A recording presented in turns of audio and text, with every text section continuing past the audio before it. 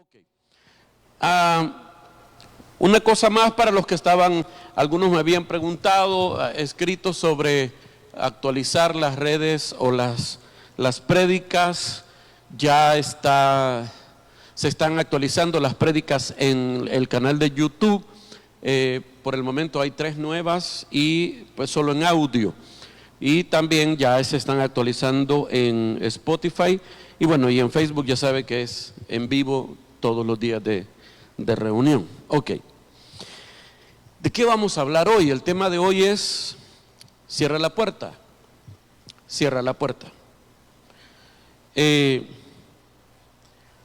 Todos nosotros, porque queremos cuidar a nuestra familia y cuidar aquello que es nuestro, tenemos el cuidado de en la noche cerrar la puerta con llave. ¿Verdad que sí? Por muy seguro que el país esté hoy en comparación con algunos años anteriores, usted igual no se arriesga a dejar la puerta abierta. ¿Va que no?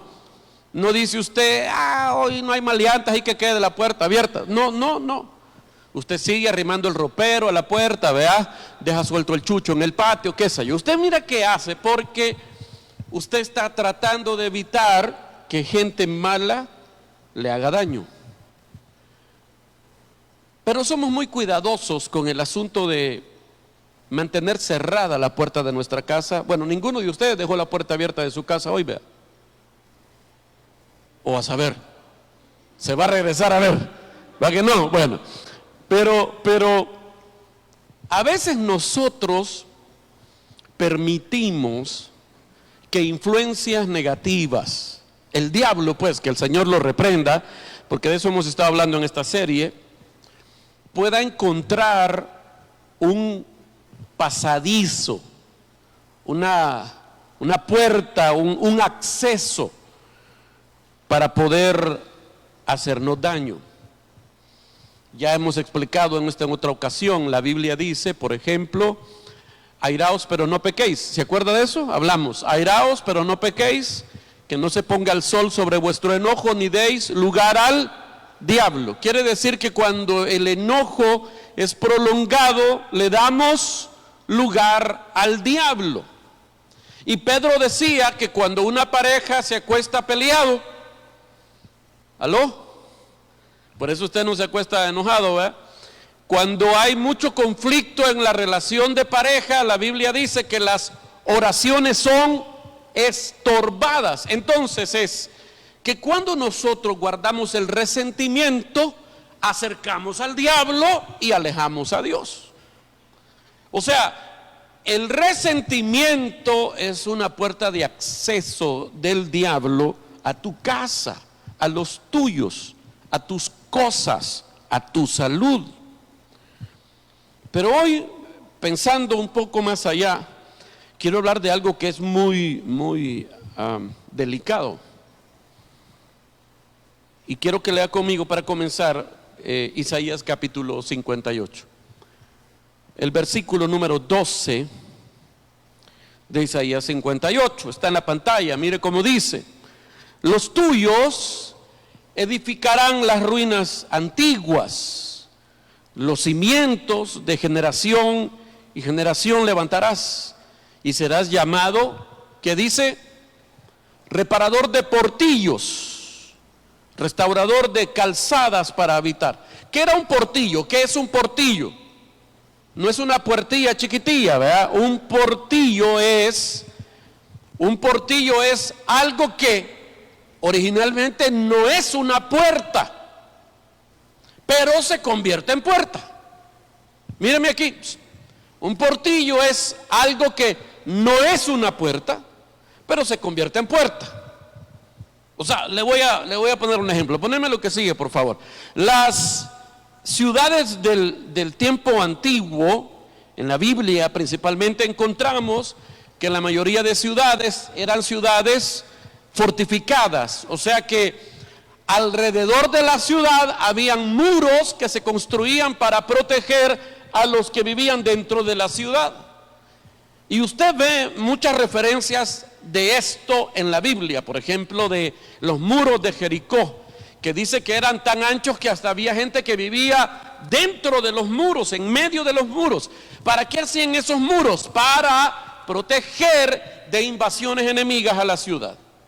Y entonces, de nada servía el muro tan grande, tan fuerte, tan ancho, tan poderoso, si tenía varias entradas. Así que las ciudades solo tenían una puerta de entrada y la misma puerta de salida. Se abrían por la mañana, eran unas grandes puertas, ¿verdad? A veces eran aladas por mecanismos que ingeniaban, y algunos de manera burda ponían a unos bueyes a jalar la puerta para abrirla. O sea que eran puertas enormes. Se abrían en la mañana, se cerraban en la noche. Entonces habían lugares que cuando las puertas se cerraban en la noche y algunos no lograban llegar, dormían afuera de la ciudad, pegaditos al muro. Ahí dormía mucha gente. Vendedores, el marido que se fue a chupar y no llegó a tiempo, todos esos dormían afuera, no podían entrar, porque solamente había una puerta de entrada, una de salida. ¿Para qué? Para tener seguridad en esa ciudad. No podían haber más de una puerta.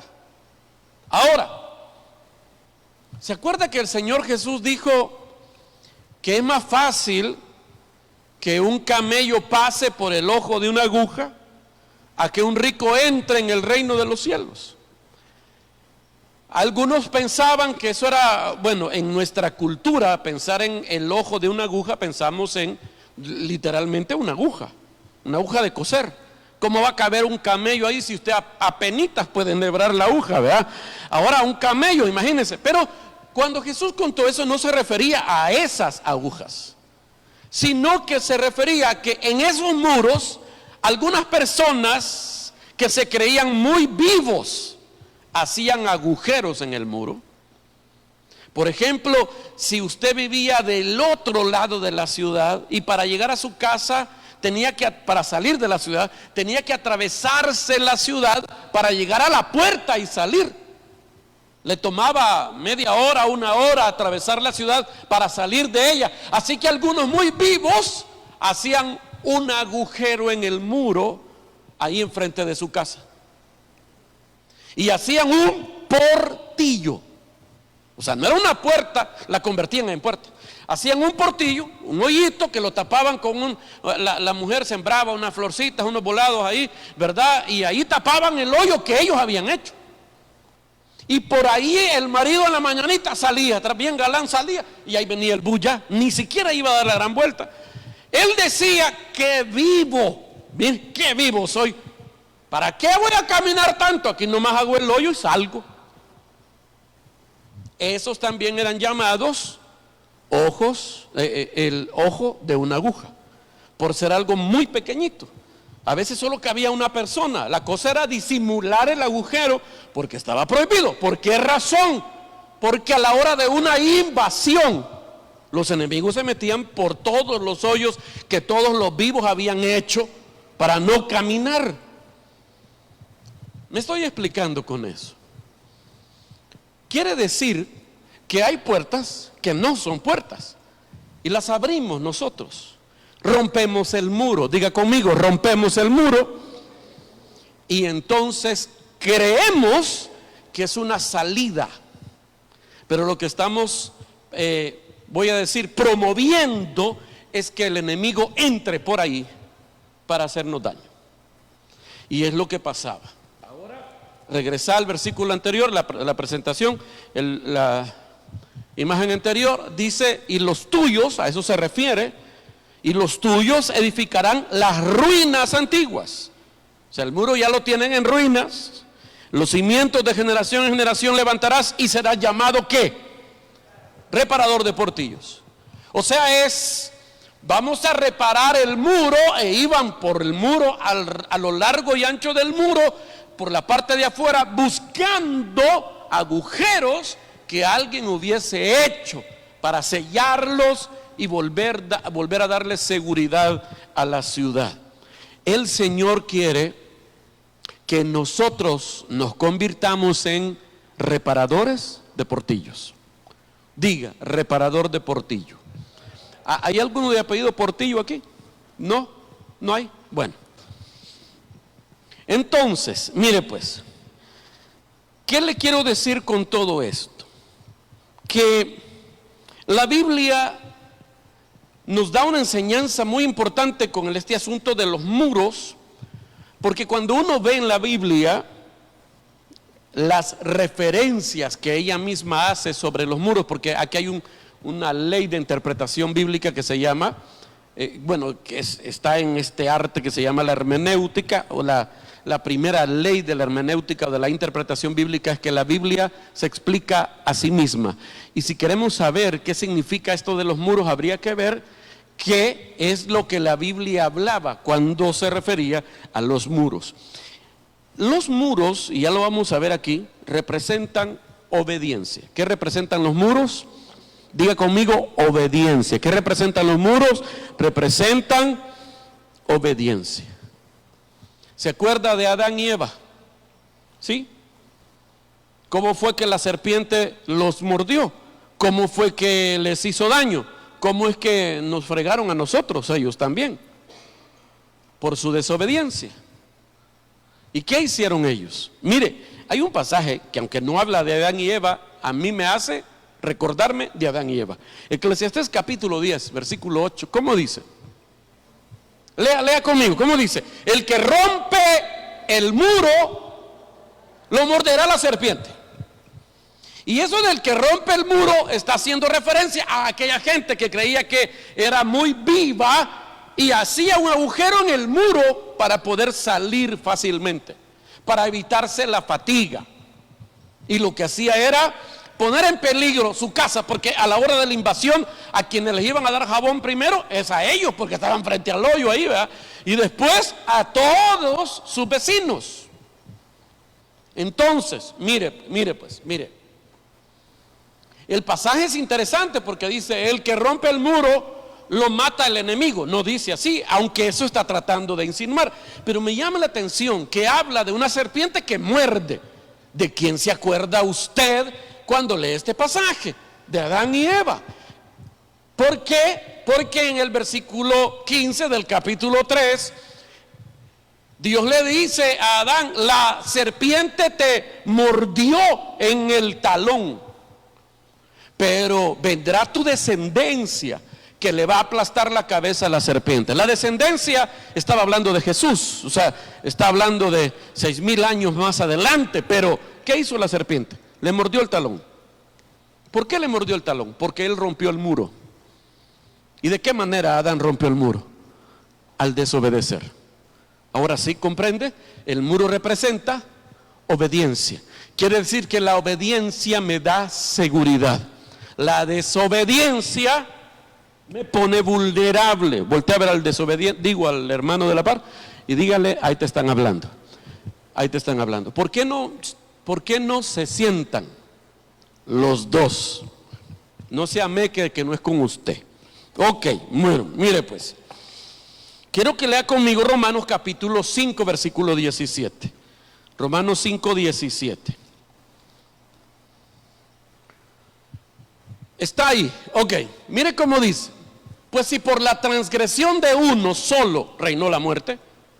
¿Cuál transgresión? La de Adán. Y dice: mucho más reinarán en vida por uno solo, Jesucristo, los que reciben la abundancia de la gracia y el don de la justicia. Ok, poneme el que sí. Así que como por la transgresión de uno vino la condenación a todos los hombres, de la misma manera por la justicia de uno vino a todos los hombres la justificación de vida. 19, sigue hablando de Adán. Porque así como por la ¿qué? Desobediencia de un hombre los muchos fueron constituidos pecadores, así también por la obediencia de muchos, de uno, los muchos serán, ¿qué dice? ¿No veo? Ok, entonces míreme. ¿Qué hizo Adán para que lo mordiera la serpiente? Desobedeció. ¿Cómo decía el versículo? Rompió el muro. ¿Cuándo rompemos el muro? Cuando desobedecemos. Ok, espero que estemos claros hasta ahí, ¿verdad? El muro me habla de seguridad y protección. Cuando rompo el muro, quedo expuesto. ¿Y cuándo es que rompo el muro? Cuando desobedezco. Cuando desobedezco a Dios. Espero que me esté dando a entender. Mírenme pues, mírenme. Ahora, alguien estará preguntando, pastor, estamos fregados porque todos desobedecemos. Es la simple desobediencia la que me expone a que el diablo pueda tener acceso a mi vida entera y hacerme daño. Mire, quiero explicarle, no es la simple desobediencia, porque todos desobedecemos, amén. Y oiga, hay gente que dice, es que pecado es pecado, hermano, ¿verdad? Usted ha oído a la gente decir, pecado es pecado, así, tan pecado uno como el otro. Sí, es cierto, los pecados son pecados, pero incluso los pecados están clasificados. Por ejemplo, la Biblia dice, hay pecados por los que yo te pido que no ores, porque hay pecados que son de muerte. O sea que hay pecados que no son de muerte. O sea que hay niveles de pecado. Voltea a ver al de la par, al pecador de la par. Hay niveles, hay niveles. No todos los pecados son vistos igual. Y la Biblia decía en el Antiguo Testamento que habían pecados que eran cometidos en conciencia y habían pecados que eran cometidos en ignorancia. Y no es igual. Por ejemplo, cuando van a juzgar a alguien, por ejemplo, por asesinato, el cuate puede alegar, es que yo estaba pelando un mango y él se tropezó y cabal quedó enchutado en el cuchillo, mire. ¿Vea? Pero entonces viene el fiscal y dice, no, pero eso no fue accidente. Porque las pruebas del forense dice que cuando el cuchillo entró, le hizo así adentro del cuchillo. Eso ya, entonces ya no es un accidente. Entonces hay atenuantes y agravantes del caso. Entonces, ¿qué quiero decir con esto? Que no es la simple desobediencia la que te expone a esa invasión, sino que es algo más profundo. Déjeme explicarle o tratar de explicarle esto. Seguimos hablando de Adán, ¿verdad? Sigamos hablando de Adán porque él fue el que rompió el muro. Mire lo que dice 2 de Corintios 11. 2 de Corintios capítulo 11 versículo 2. Dice, porque os celo con celo de Dios, pues os he desposado con un solo esposo para presentaros como una virgen pura a Cristo. Está Pablo comparando a la iglesia con una virgen pura y Cristo es el prometido con el que se va a casar. Y Pablo es el que está preparando a la novia para que se case con el Señor. ¿Quién es la novia ahí? La iglesia. Ok, vaya. Y el versículo 3 dice, pero temo que como la serpiente con su astucia, ¿qué hizo? Engañó a Eva. Vuestros sentidos sean de alguna manera extraviados de la sincera fidelidad de Cristo. Hay algo importante. Pablo dice que Eva fue engañada. Quiere decir que ella cuando pecó no estaba tan consciente de que lo que iba a hacer era pecado. Ella no estaba tan consciente. O sea, a ella la engañaron. ¿Sí? Ok, vaya. Pero mire, ¿qué hizo el diablo? ¿Se acuerda que el diablo le dijo a Eva, con que Dios os ha dicho que no coman de ningún árbol del huerto? ¿Y Dios qué había dicho? Que podían comer de todos. O sea, era al revés la cosa. Ya la semana pasada hablamos acerca de que el diablo es el acusador y que una de las cosas que demuestra que el tipo es un gran abusivo es que acusó a Dios con Eva, lo acusó de ser muy estricto. Con que Dios les ha dicho que no coman de ningún árbol del huerto, y Eva, que ya había empezado el discipulado con su marido, pero como que no lo había terminado.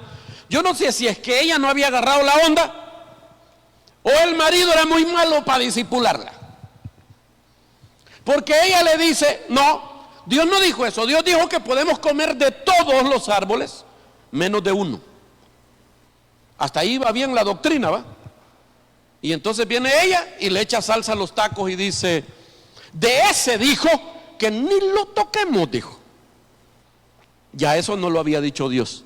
Yo no sé si Adán se lo dijo a ella para mantenerla con precaución o qué sé yo, pero ahora que el diablo la confronta con eso, con que Dios es muy severo, ella le dice, no, Dios dijo que de todos menos de ese palo, y que de ese palo ni lo toquemos. Pero el diablo le dijo, no, ¿saben qué? ¿Sabes qué? Le dijo, Dios lo que no quiere es que ustedes sean como Él. Si comen de ese árbol, serán como Dios. ¿Y qué es lo que ocurre allí?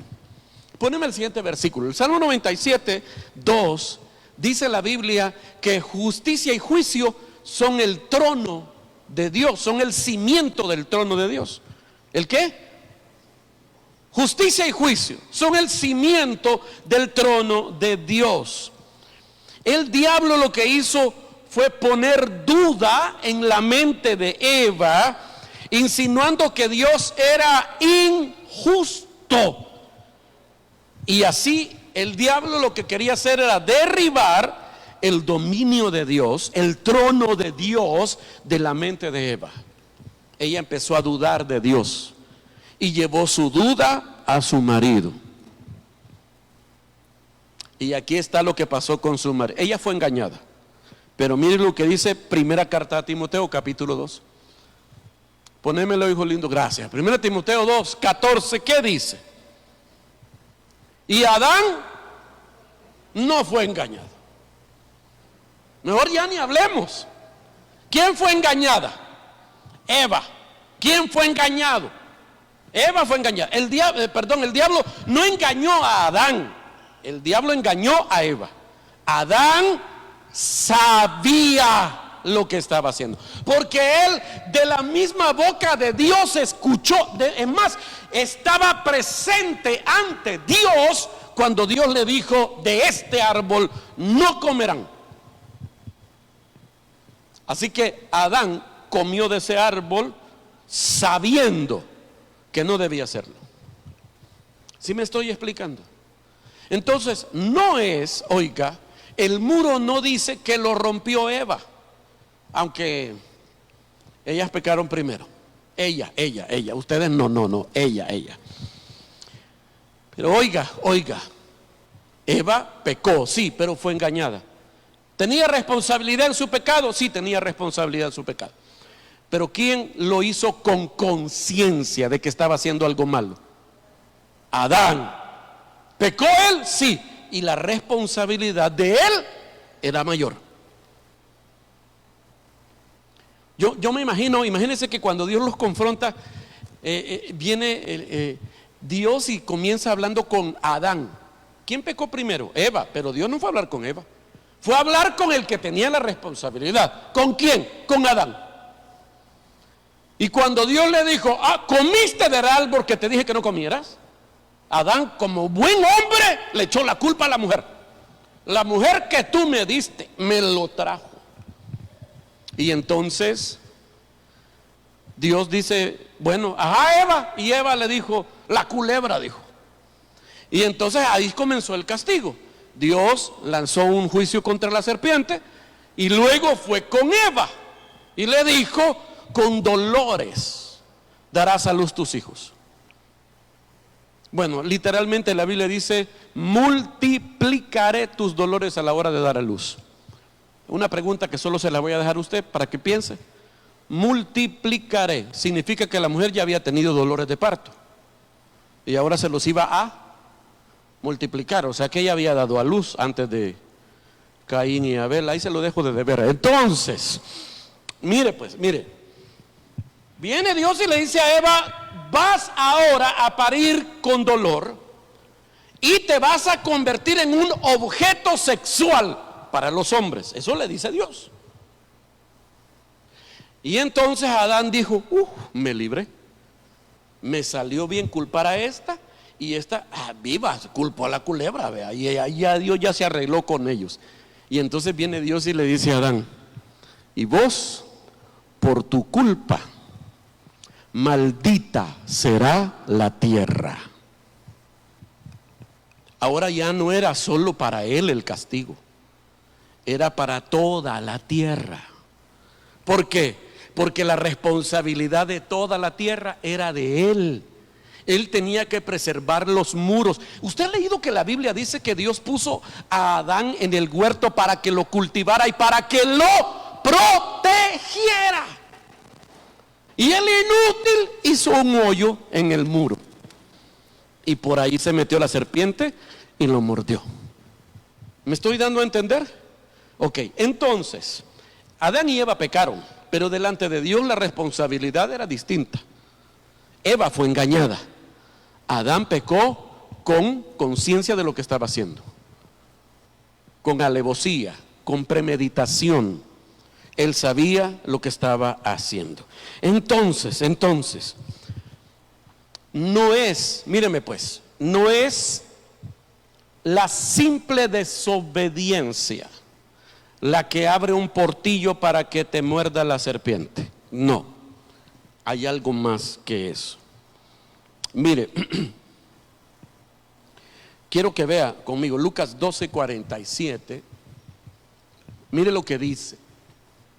Está hablando de cuando el Señor regrese y vaya a hacer cuentas con su siervo. Dice, aquel siervo que conociendo la voluntad de su Señor no se preparó. Oiga, vea eso.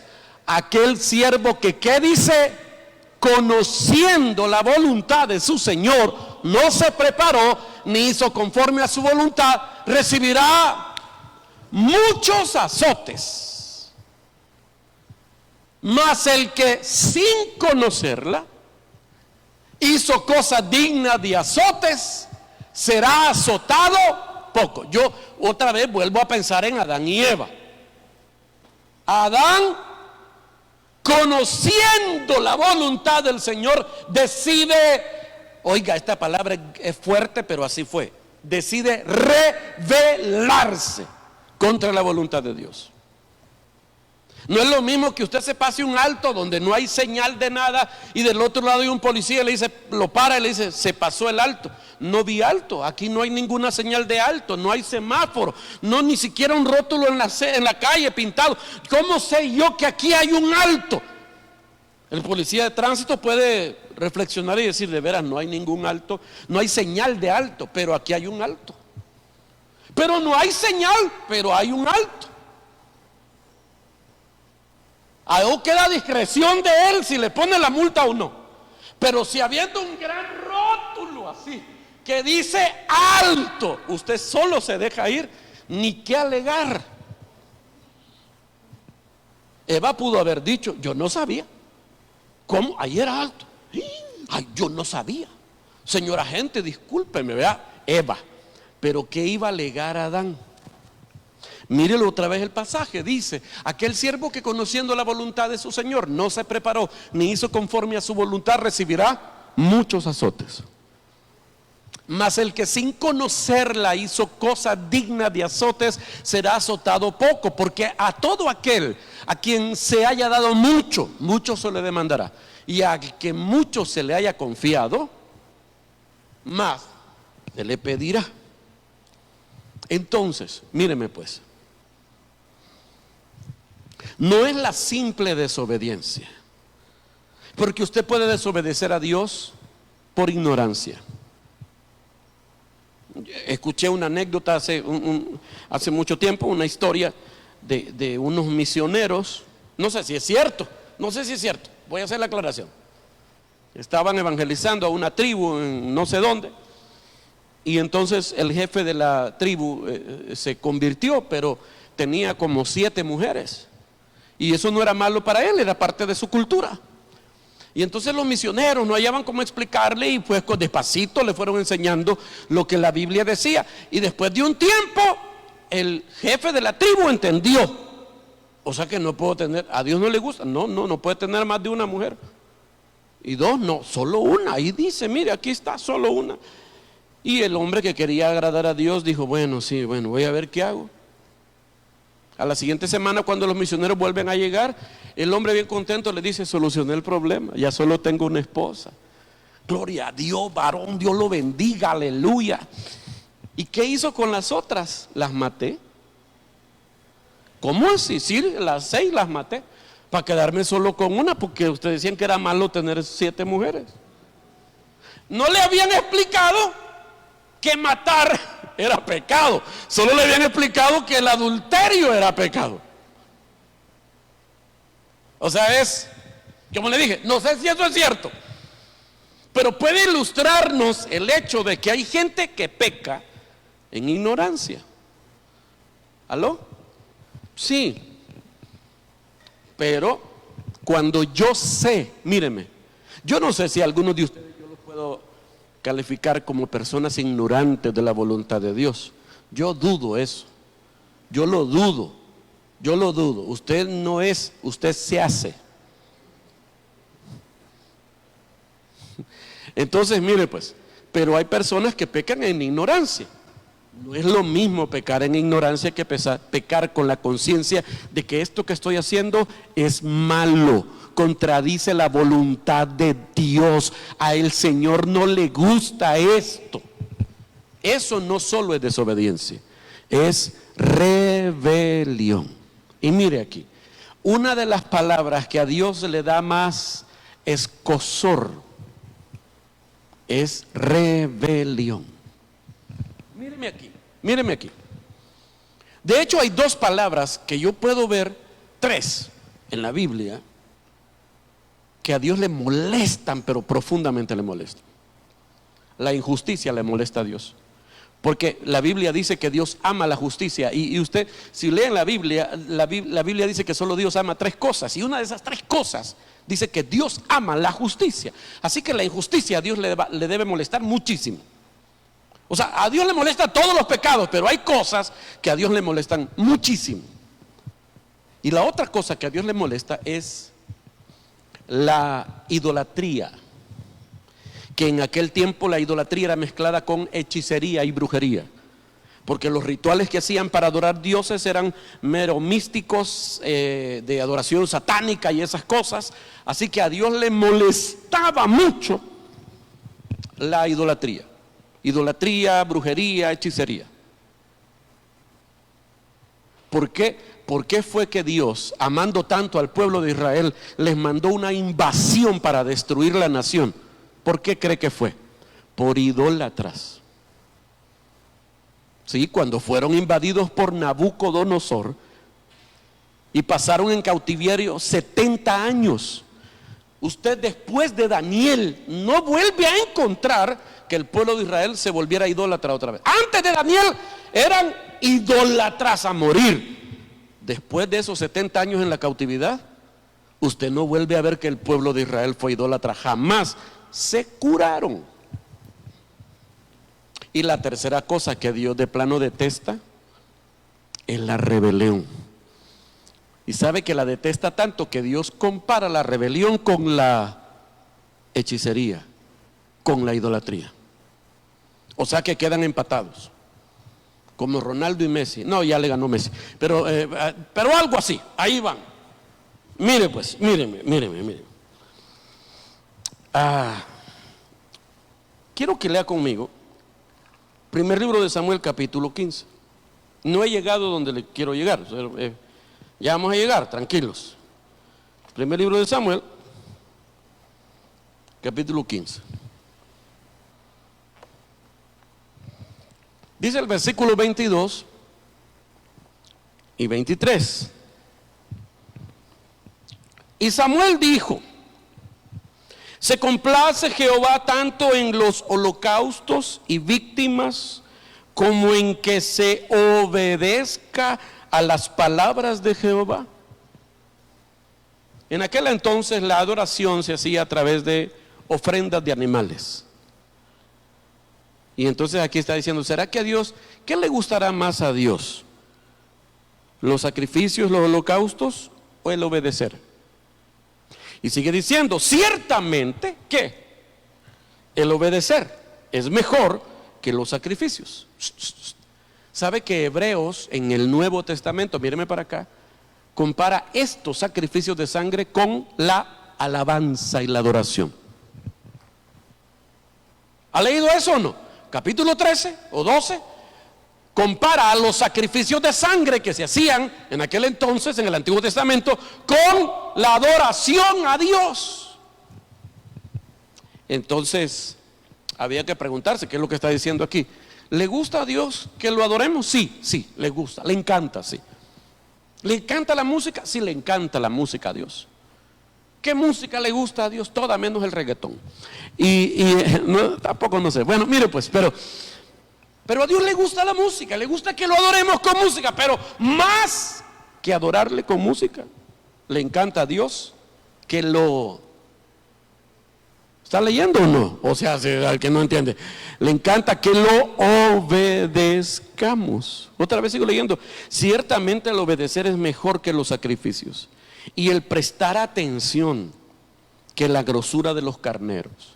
O sea, cuando mataban un carnero y lo ponían en sacrificio, bueno, como cuando usted pasa donde venden carne asada, pues. ¿Sabe que me contó alguien que sabe de eso? Que ponen al fuego lo gordito de la carne, cortan lo gordito y lo ponen, porque eso es lo que cuando usted pasa en la calle, el olor que siente a carne asada es lo gordito que se está quemando. Y los que tienen esos restaurantes de cuando en cuando echan un pedacito de gordito, no para vendérselo a nadie, no, para que se queme y el olor diga usted, ay, me dio hambre, regresémoslo vos, mira, vamos a comer. Y ya no huele así a la hora que se la está comiendo porque le están dando otra cosa. Pero me estoy explicando. Entonces, igual a Dios, mire, a Dios también le gustaba el olor de lo gordito. Por eso es que eso de adelgazar es del diablo. Uno debe estar gordo. No es cierto, tampoco. Entonces, mire, pues, mire.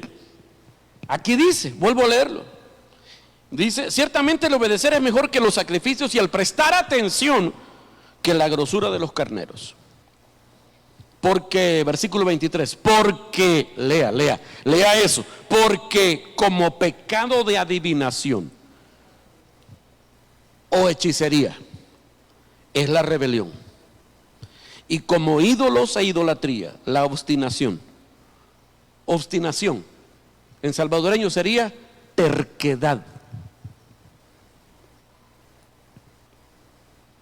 Dice, como ídolos e idolatría, la obstinación. Por cuanto tú desechaste la palabra de Jehová, Él también te ha desechado para que no seas rey. El clavo ahí era con el rey Saúl, ¿se acuerda? No vamos a entrar en ese detalle, pero aquí la Biblia me está diciendo algo muy, pero muy importante.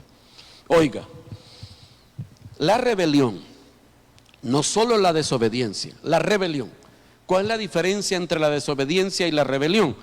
Que la desobediencia, aunque todo pecado es desobediencia, algunos pueden pecar sin la intención de pecar. Pero la rebelión es cuando yo sé que eso no lo quiere Dios y aún así, perdone la expresión que voy a usar, me vale lo que Dios diga. Me vale porque el cuerpo me lo pide. Ay, después me arrepiento. Ay, pido perdón en la noche. Ay, el domingo voy a pedir perdón. Bueno. Y la gracia, espérate, vamos a llegar ahí. Espérate. Míreme. La rebelión abre puertas a un mundo espiritual negativo.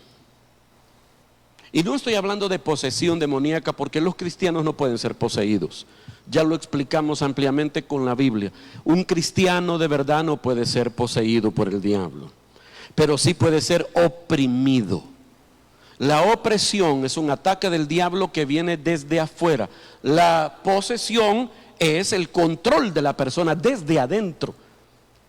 Y eso no lo puede hacer el diablo, porque adentro de un cristiano genuino habita el Padre, el Hijo y el Espíritu Santo. Y la Biblia dice que eso no es posible, pero por fuera sí puede haber opresión. ¿Se acuerda que Juan 10:10, haciendo alusión al ladrón, que el ladrón podría representar al diablo ahí, dice que el ladrón no vino sino para robar, para matar y para destruir? O sea que usted no puede estar endemoniado, pero puede estar oprimido. ¿Sí me estoy explicando? Sí, ok. Quiero un hombre fuerte. ¿Ah? ¿Quién? Vení pues, todos se señalan a vos, no sé por qué, pero vení.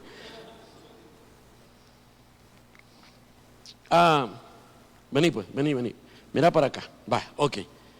Este cristiano, cuando desobedece, no puede ser poseído por el diablo, pero puede ser oprimido.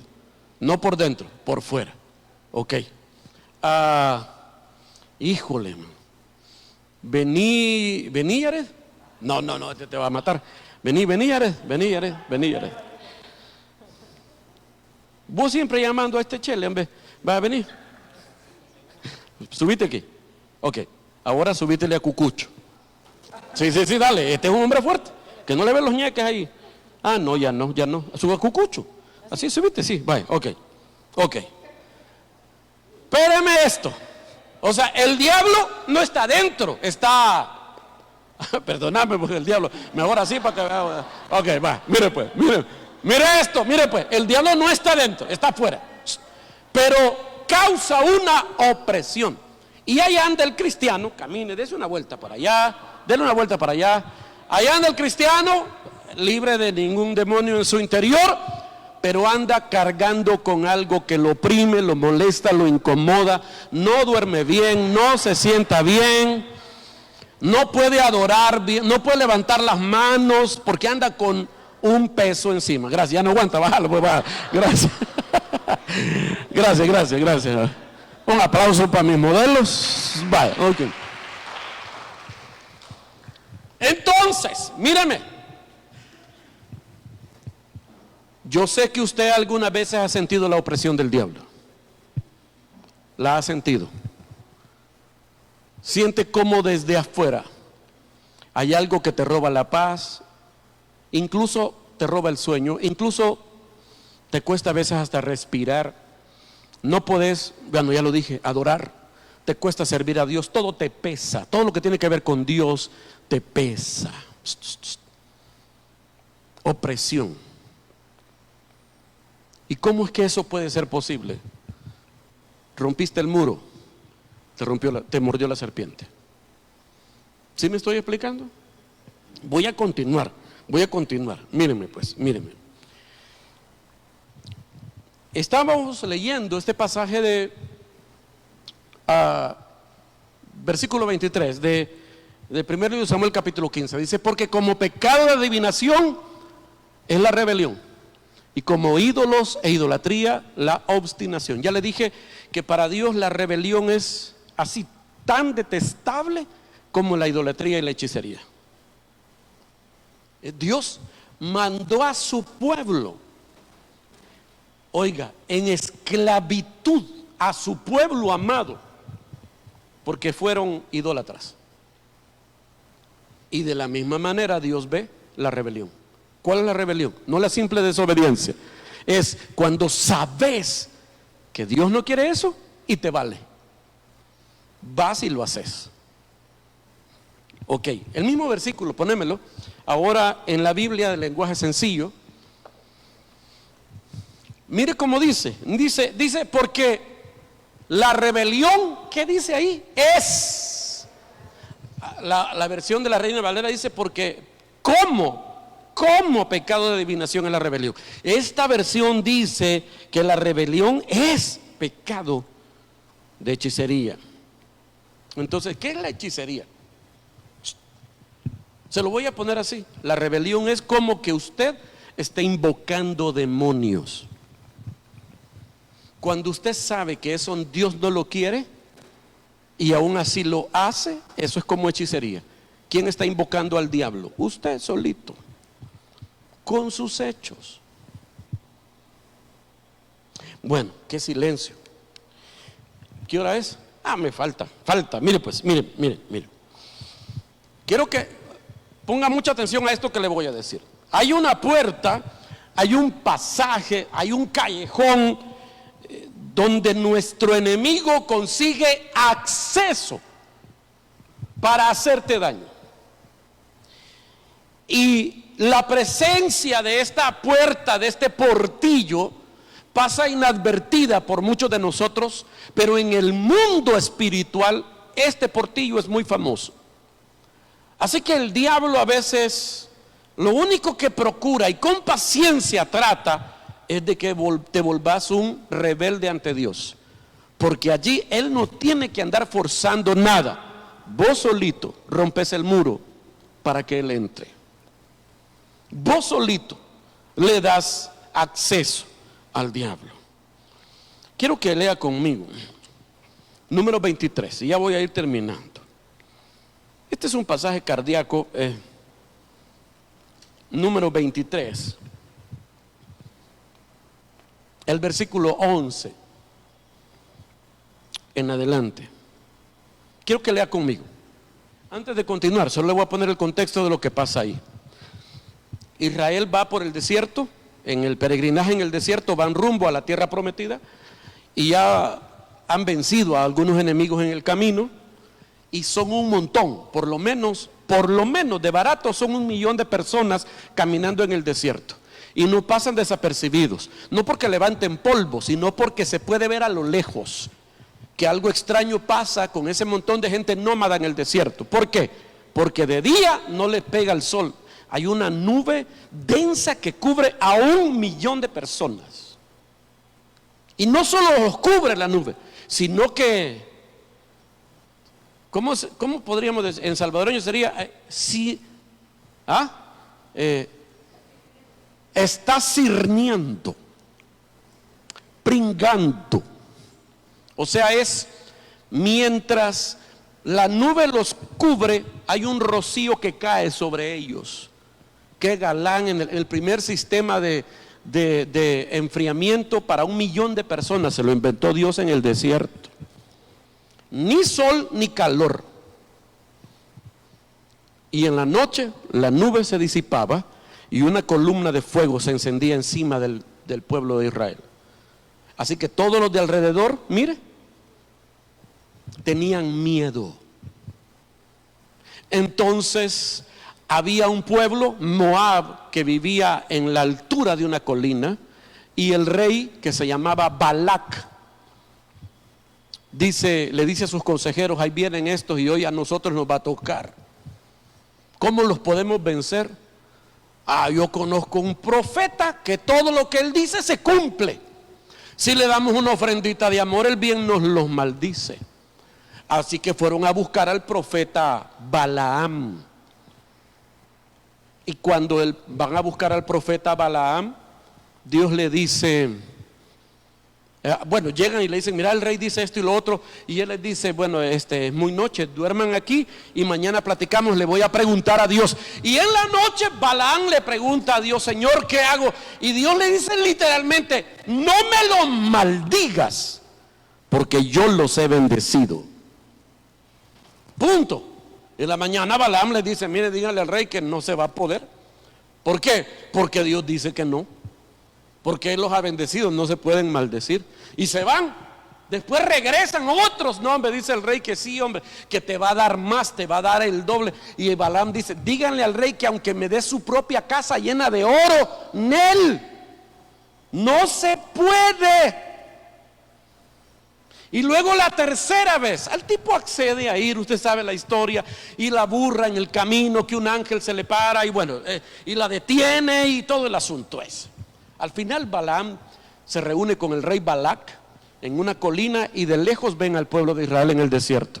Y le dice: maldíceme, yo te voy a honrar, te voy a pagar muy bien. Balaam, amarrando su chucho a tiempo, le dice: mira, yo solo voy a decir lo que Dios diga. Está bueno, le dijo, está bueno. Y Balaam empieza a hablar palabras hacia el pueblo de Israel desde la montaña, y lo único que le sale de su boca son bendiciones.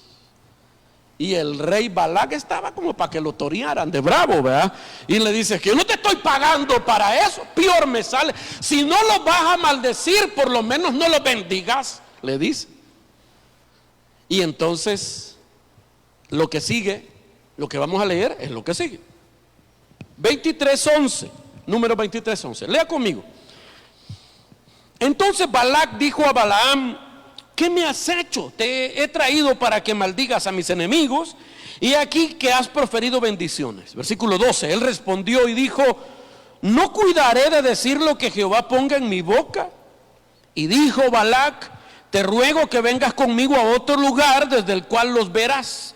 Solamente los más cercanos verás, y no los verás a todos, y desde allí me los maldecirás. Versículo 14. Ahí está. Y lo llevó al campo de Sofim, a la cumbre de Pisga, y edificó 7 altares, y ofreció un becerro y un carnero en el altar. Versículo 15. Entonces él dijo a Balac: ponte aquí junto al holocausto, y yo iré a encontrar a Dios allí. Versículo 16.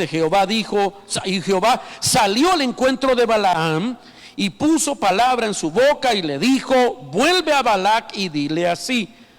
Versículo 17. Y vino a él, y aquí que él estaba junto a su holocausto, y con él los príncipes de Moab, y le dijo Balac: ¿qué ha dicho Jehová? Entonces él tomó su parábola y dijo: Balac, levántate y oye, escucha mis palabras, hijo de Zippor. Versículo 19. Dios no es hombre para que mienta, ni hijo del hombre para que se arrepienta. Él dijo y no hará, habló y no lo ejecutará. Versículo 20. He aquí, he recibido orden de ¿qué? De bendecir. Él dio bendición, ¿y qué dice? Y no podré. Cuando Dios decide bendecir, nadie puede revocar esa bendición. Aleluya. Y sabes que la Biblia dice que vos fuiste sentado junto a Cristo en lugares celestiales, y que fuiste bendecido con toda bendición espiritual. Eso nadie lo puede revocar. Versículo 21. No ha notado, oiga esto, mire, el versículo 20 y 21 tienen mucho que ver. El 20 le dice: Dios dio orden de bendecir, y eso nadie lo puede resistir. Versículo 20. ¿Por qué? Porque no ha notado iniquidad. La palabra iniquidad significa sin ley. Sin ley, o sea, rebelde, rebelión. ¿Sí me estoy explicando? No ha notado iniquidad en Jacob. Jacob es Israel. Ni ha visto perversidad en Israel. Jehová su Dios está con él, y júbilo de rey en él. Versículo 22. Dios los ha sacado de Egipto, tiene fuerzas como de búfalo, porque contra Jacob no hay agüero. Agüero es hechicería, maldición por hechicería, ni adivinación contra Israel. Dice: como ahora será dicho de Jacob y de Israel lo que ha hecho Dios. Versículo 24 dice: he aquí el pueblo que como león se levantará, y como león se erguirá, no se echará hasta que devore la presa y beba la sangre de los muertos de sus enemigos. Palabra de Dios. Bueno, ¿qué estamos viendo ahí? Aquí hay algo muy interesante. Míreme pues, hablemos de la gracia, porque usted me dijo: pastor, ¿y la gracia? Yo te dije: espérate, ok. Cuando el Señor te salvó, te adoptó como hijo suyo, amén, y te bendijo con toda bendición espiritual, ¿verdad que sí? Ok. Pero también ese día Dios se convirtió en tu padre, amén. Y la Biblia dice que Dios, como padre, al hijo que ama, lo castiga. ¿Y por qué Dios castiga a sus hijos? Hay gente por ahí diciendo que Dios no castiga. No han leído bien la Biblia. Dice que Dios castiga a sus hijos para hacerlos partícipes de su santidad. ¿Qué quiere decir? ¿A quiénes castiga Dios? A los que se están alejando de su santidad. Y eso es gracia también. Amén. Eso es gracia. Que Dios no te deje andar libre haciendo lo que te da la gana, es gracia también. ¿Se acuerda que Él prometió una cosa? El que empezó la buena obra la va a perfeccionar. ¿Qué significa eso? Dios no te va a soltar hasta transformarte completamente. Eso implica a veces vara. Voltea a ver al de la par. Ahí te hablan, dígale.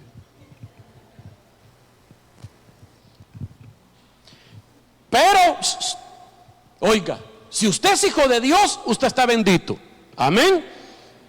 Si se mantiene, usted es bendito. Mire lo que dice el versículo 8, ponémelo, 23:8. Siguiente, hijo. Dale, ese. Mire lo que dice, 23:8. ¿Por qué maldeciré yo al que Dios no maldijo? Esa es la NBI. ¿Cómo podré echar maldiciones sobre quien Dios no ha maldecido? ¿Cómo podré desearle el mal a quien el Señor no se lo desea? Si Dios te bendijo, nadie te puede maldecir. Amén. Otra vez, si Dios me bendijo, diga conmigo, si Dios me bendijo, nadie me puede maldecir. Mire, voy a leer unos versículos más. Primera de Juan 5:18. ¿Qué dice? Sabemos que todo aquel que ha nacido de Dios no practica el pecado, pues aquel que fue engendrado por Dios, que dice, lo guarda, y el maligno, ¿qué? No le toca. Ok. Lucas 10:19. He aquí os doy potestad de pisotear serpientes y escorpiones y sobre toda fuerza del enemigo. ¿Y qué dice? Y nada te dañará. Estás protegido, estás bendito. Salmo 34:7. Esta es la versión aramea. Mire lo que dice esta versión. El vallado de ángeles del Señor está alrededor de los que le reverencian y los libra. Vallado, o sea, un muro. Hay un muro que te protege, pero ese muro dura lo que dura tu obediencia. ¿Sí me estoy explicando? Te voy a volver a repetir lo que te dije. Si Dios te bendijo, nadie te puede maldecir. Entonces aquí está el asunto. Ya voy a terminar, míreme. Volvamos al clavo, al business de Balac y Balaam. Viene Balac y está bravo porque aquel le cobró y no maldijo al pueblo de Israel.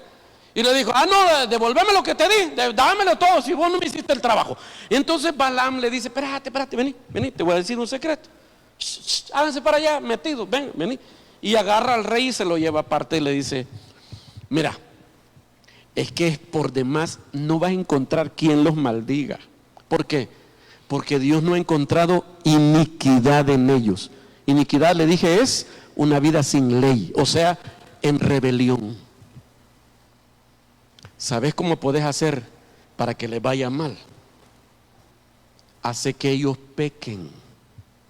Vos hace que ellos se rebelen contra Dios y no vas a necesitar vos hacer nada.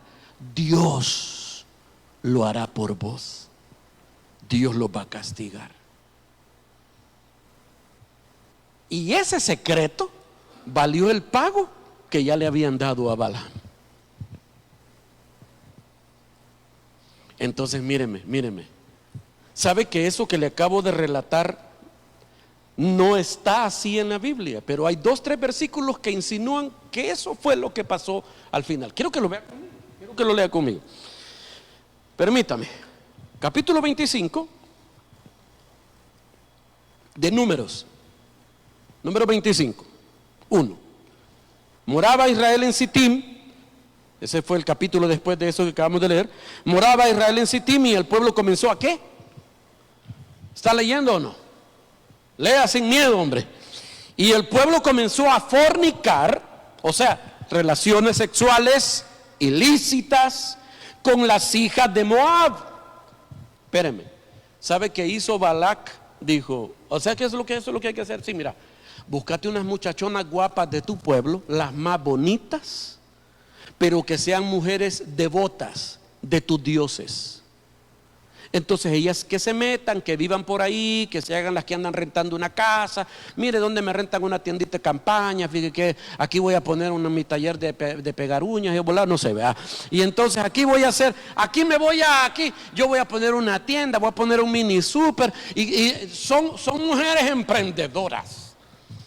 Y entonces metieron ese montón de mujeres a vivir dentro del pueblo de Israel, pero empezaron a insinuársele a cuanto hombre encontraban.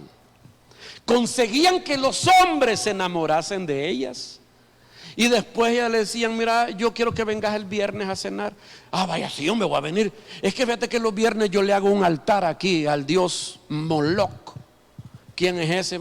Ese es mi Dios, el Dios de mis padres y de mis abuelos. Y después que a lo que querrás, pero venite al culto de Moloch. Y así le dieron Moloch a todas esas mujeres. Y esas mujeres le dieron Moloch al pueblo de Israel. No solo pecaron con el cuerpo, míreme, adulteraron con sus almas. Abandonaron a Dios por los dioses falsos.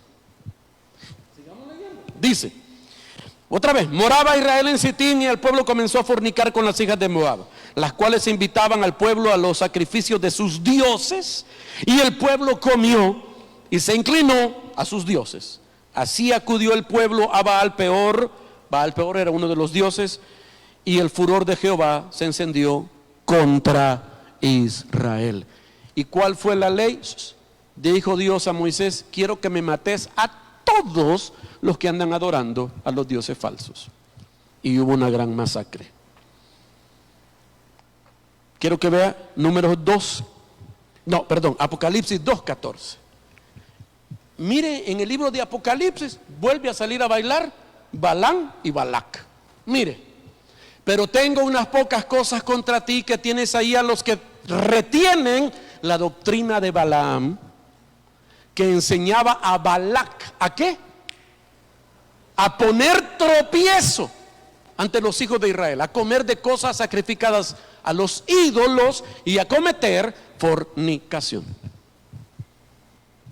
Oiga eso, en el Nuevo Testamento la Biblia hace esa aclaración.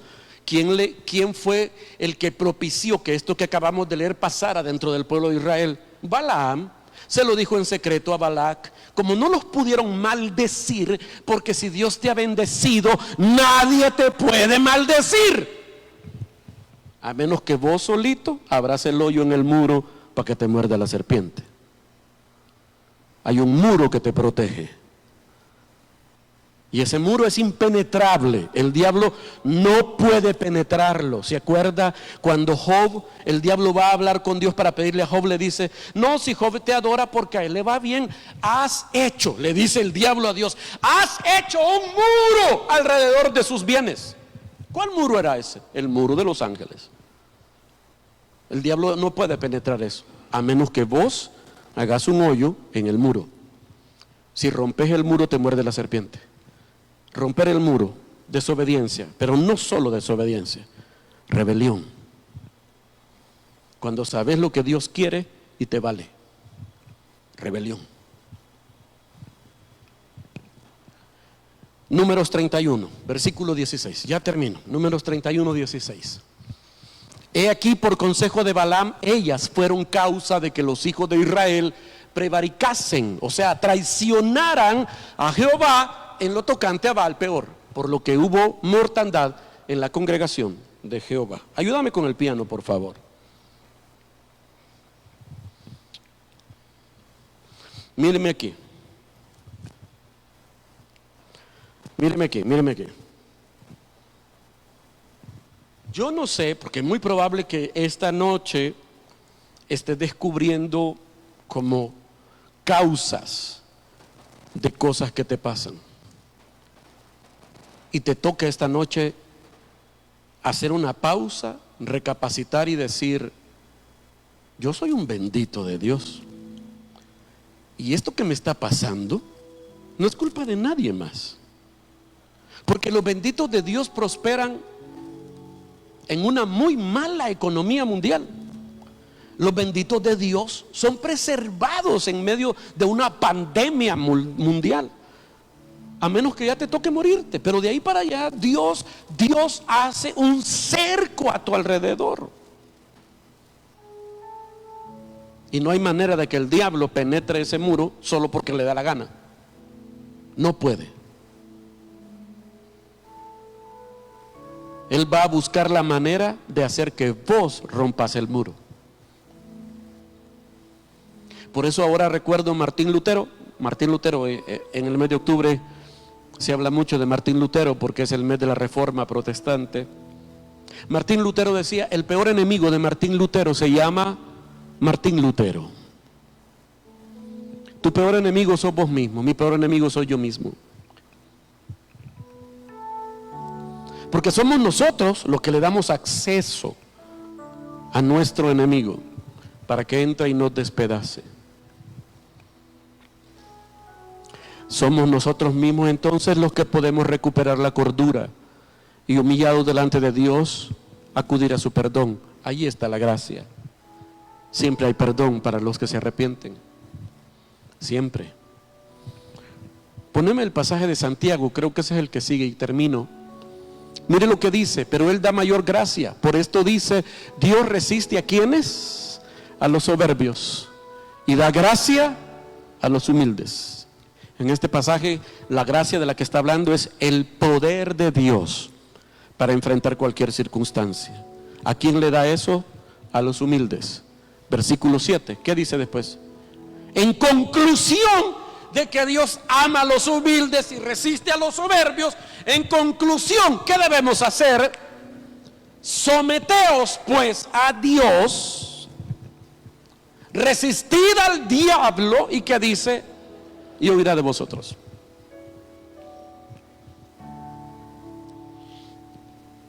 Mire, es que hay cosas que solo nosotros podemos hacer que se paren. Por ejemplo, una muy mala economía a veces ocurre porque hay gente que no es generosa, no diezma, no ofrenda, no ayuda al necesitado. ¿Usted ha leído Malaquías 3:10, perdón? Bueno, el capítulo 3 de Malaquías, que habla de los diezmos, es su pasaje favorito de la Biblia, ¿verdad que sí? Dice, traigan los diezmos y yo reprenderé al devorador por ustedes. Quiere decir que hay cosas que no se van solo por orar y pedir oración. Hermano, ore por mí, pastor, ore por mí. No, yo puedo orar por vos, pero vos, ¿qué estás haciendo? En el caso de Malaquías, ese va a reparar el muro trayendo los diezmos y las ofrendas, porque en su caso esa es su actitud de rebelión. Pero en el tuyo puede ser otra cosa. Yo puedo orar por vos, pero vos tenés que ponerte a reparar el muro, reparador de portillos. ¿Has hecho un muro? ¿Has hecho un agujero en tu muro? Puede que el enemigo todavía no haya penetrado por ahí y hacerte daño, pero es cuestión de tiempo. Por eso esta noche es el momento de, como dice Santiago, humillarnos, reconocer nuestro error, pedir perdón, someternos a Dios. Someterme a Dios es decirle, Señor, yo quiero hoy hacer tu voluntad. Me someto a tu voluntad. Cierre sus ojos. Cierre sus ojos. Hoy me someto a tu voluntad.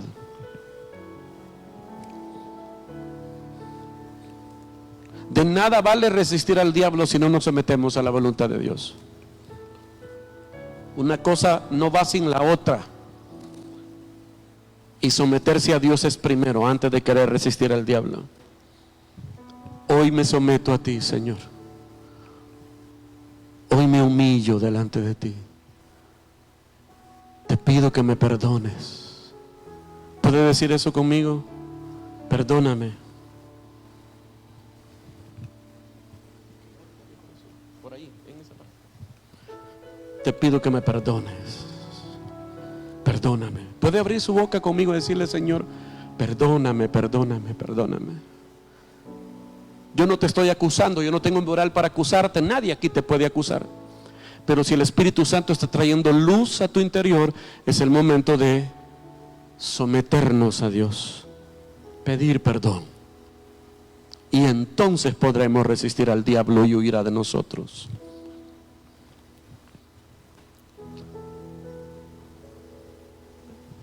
Quebranta mi corazón, quebranta mi vida. Te entrego mi voluntad a ti. Todo lo que soy, Señor, todo lo que tengo es tuyo. Yo quiero menguar para que crezcas tú.